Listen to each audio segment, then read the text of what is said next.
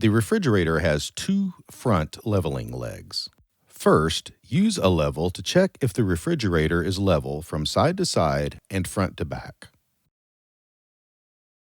Open the bottom freezer door for easier access to the front legs of the refrigerator. If needed, adjust the legs to alter the tilt from front to back or side to side.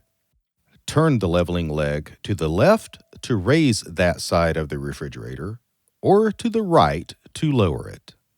It may take several turns of leveling the leg to adjust the tilt of the refrigerator.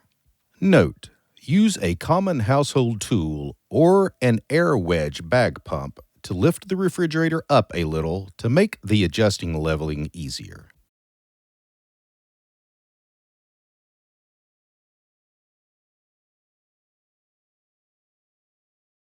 Make sure to recheck your refrigerator with the level after adjusting to make sure that your refrigerator is level. To align the doors if uneven,